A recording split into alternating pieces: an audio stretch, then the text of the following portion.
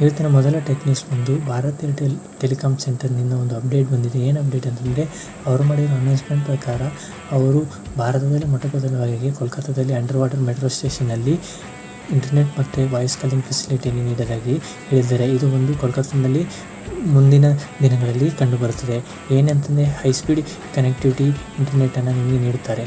ಇಲ್ಲಿ ಅಂತಂದರೆ 4.8 ಕಿಲೋಮೀಟ್ರ್ ತನಕ ಇವರು ಸ್ಟ್ರೆಚ್ ಮಾಡಿ ಫೈಬರ್ ಮುಖಾಂತರ ನಿಮಗೆ ಅಂಡರ್ ವಾಟರ್ನಲ್ಲಿ ನಿಮಗೆ ನೀಡುತ್ತಾರೆ.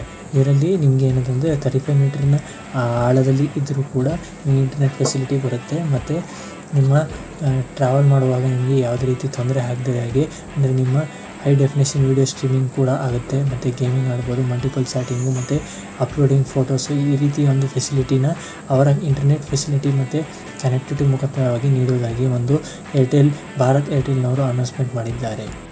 ಇವತ್ತಿನ ಎರಡನೇ ಟೆಕ್ ನ್ಯೂಸ್ ಬಂದು iQ Z9 5G launch date, ಅಂದರೆ ಮಾರ್ಚ್ 12ರಂದು iQ Z9 5G ಲಾಂಚ್ ಆಗಲಿದೆ. ನಿಪುಣ್ ಮಾರಿಯಾ ಸಿಇಒ ಹೇಳೋ ಪ್ರಕಾರ ನೀವು ಈ ಫೋನನ್ನು ಇ-ಕಾಮರ್ಸ್ ವೆಬ್ಸೈಟ್ ಆದ ಅಮೆಝಾನಲ್ಲಿ ಇದನ್ನು ಪರ್ಚೇಸ್ ಮಾಡ್ಬೋದು. ಎಕ್ಸ್ಪೆಕ್ಟೆಡ್ ಸ್ಪೆಸಿಫಿಕೇಷನ್ ಏನಂತಂದರೆ, ನಿಮಗೆ MediaTek Dimensity 7200 ಚಿಪ್ಸೆಟ್ನ ಪ್ರಾಮಿಸ್ ಮಾಡಿದ್ದಾರೆ. ಇದನ್ನು ಯಾವುದಕ್ಕೆ ಕಂಪೇರ್ ಮಾಡ್ಬೋದು ಅಂದರೆ, ಸ್ನ್ಯಾಪ್ಡ್ರ್ಯಾಗನ್ 6 Gen 1 ಮತ್ತು Dimensity 6080ನ ಚಿಪ್ಸೆಟ್ಗೆ ಕಂಪೇರ್ ಮಾಡ್ಬೋದು. ಇದರಲ್ಲಿ ನಿಮಗೆ ಸೆನ್ಸರ್ಸ್ ಅಂತ ಬಂದಾಗ ಸೋನಿನ ಸೆನ್ಸರ್ ಆದ MX882 ಸೆನ್ಸರ್ ಸಿಗುತ್ತೆ ವಿತ್ ಆಪ್ಟಿಕಲ್ ಇಮೇಜ್ ಸ್ಟೆಬಿಲೈಸೇಷನ್ ಜೊತೆಗೆ. ಮತ್ತು ಪ್ರಿವಿಯಸ್ಲಿ ಸಜೆಸ್ಟ್ ಪ್ರಕಾರ ನಿಮಗೆ ಇದರಲ್ಲಿ 1.5K OLED ಡಿಸ್ಪ್ಲೇ ಕೂಡ ಸಿಗುತ್ತೆ.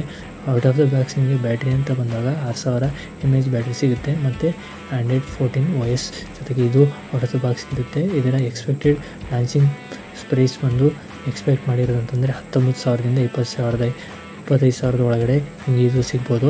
ಇದರ ಫೈನಲ್ ರೇಟ್ ಬಂದು ಲಾಂಚ್ ಇವೆಂಟ್ ಆದ ನಂತರ ರಿವೀಲ್ ಆಗುತ್ತೆ. ಈ ವಿಡಿಯೋ ಇಷ್ಟವಾಗಿದ್ದಲ್ಲಿ all in one tech YouTube ಚಾನಲನ್ನು ಸಬ್ಸ್ಕ್ರೈಬ್ ಮಾಡಿ, ಲೈಕ್ ಮಾಡಿ, ಶೇರ್ ಮಾಡಿ. ಇದೇ ರೀತಿ ವಿಡಿಯೋಗಾಗಿ ಬೆಲ್ ಐಕನನ್ನು ಹಾಲನ್ನೇ ಹಾಕೋದನ್ನು ಮರಿಬೇಡಿ. ಧನ್ಯವಾದಗಳು.